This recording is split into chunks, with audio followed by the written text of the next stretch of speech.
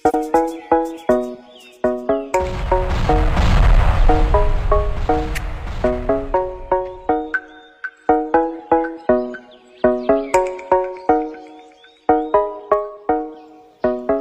khaminasi miyeng tabiri bukuri makpo ahan maktada kamesol ning thawjana ngasi su taram oksari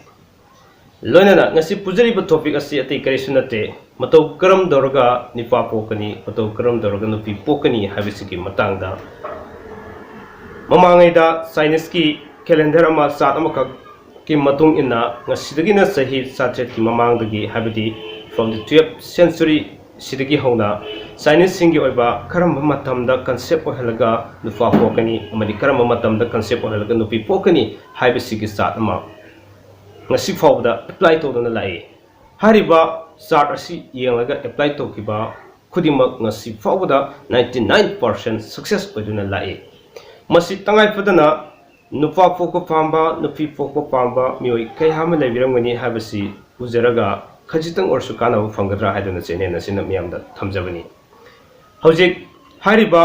sigulaba karamna nupa pokani amadi nupi pokani hariba topic asi yengbire haraga adomna kawbiroi doba amadi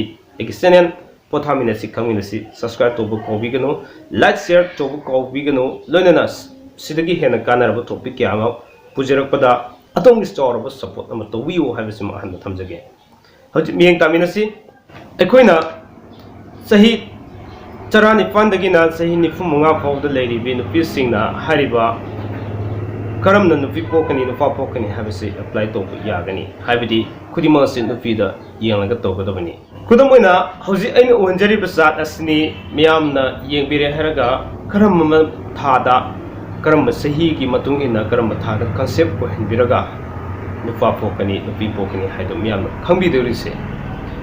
yengminase ahanbada ay khudam amatang pijage mapungoina sahi tarani panda leibi nupi asina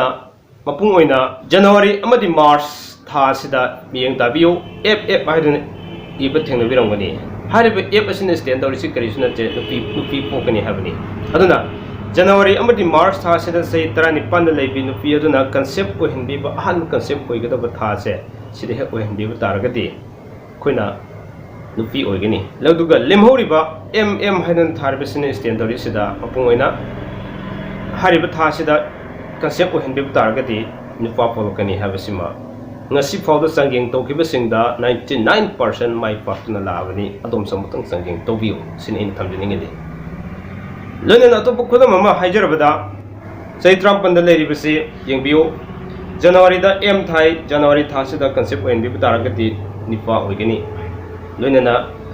February tha sida concept ko hindi taragati nupi oigani March tha sida concept ko hindi taragati nipa orakani April tha da concept ko hindi taragati nupi oigani May tha da concept ko hindi taragati nipa oigani loinana June tha da June dagina October fawba sida concept ko hindi taragati nipa oigani habasima thamjage loinana November amadi December sida concept ahando ko hindi ge taraba ado itaradi sahi tarama pangi nupi mazasi man polokadriba anga nupi oigani habisi mathamjage loinana sahi kungi nupi singasina January March amadi October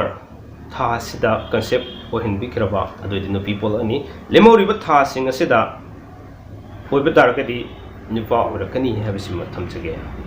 haribase sahi kunda leiriba nupi singi oiba adugulaba chani aduga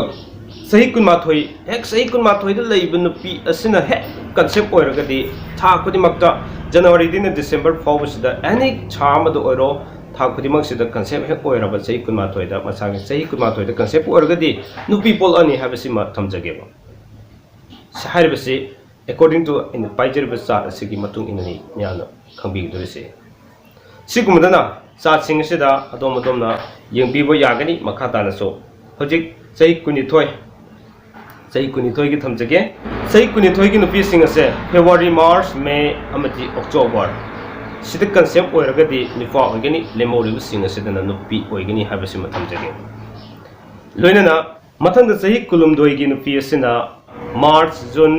August amati December hariba tha sing asida concept oin bi ke targadi nupi oigani lemori ba tha sing asida nupa oigani लोनन सही कुनमरी की नुपी सिंगदना करमना तौगनी हैबिटु थमजरके सही कुनमरी दा जनवरी था मार्च अप्रैल जून जुलाई हारिब था सिंग असिदा concept ओइनबी तारगदी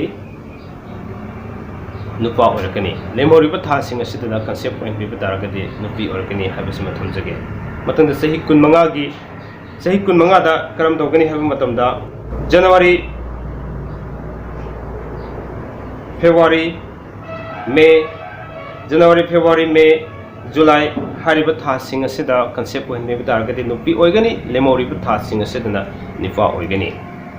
मतंगदा सही कुनतरुक की सही कुनतरुक असिदना जनवरी था नुपा ओइगनी मार्च नुपा ओइगनी जून नुपा ओइगनी अमदी अगस्त सेप्टेम्बर हारिब था सिंग असिदा कंसेप्ट ओइनबी मतमदा निफा ओइगनी अमदी लेमहोरिब सिंग असिदना नुपी ngato oigani asumna sahi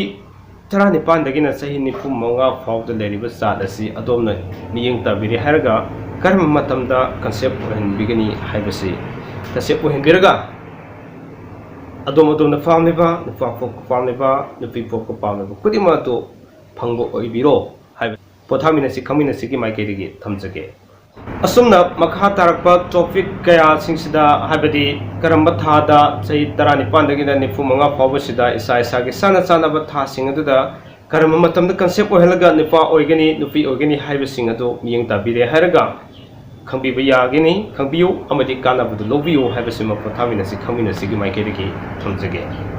ngasigi damakta di topic asiga loinana mathangi topic ta hariba sigi ani subu tangkak ओइना थमजरके करम मतमदा आबदी कोने पुंगसिंगी मतुंग इना कंसेप्ट ओहेनम मतमदा अफबा अंगांसिंग पुथोकपा अमदी अंगांसिंग से हाइसिंगदबा करम मतमदा यामना पंगदबा हाइबना सिंगसी सिजो खंजिनबदि याम कानागनी मथंगी टॉपिक त पुदन लाक्सगे ngasi dam ti potha min si khami na si miyeng ta bi khodi mak po kameso ning thosana amuk sagat sab phungduk seri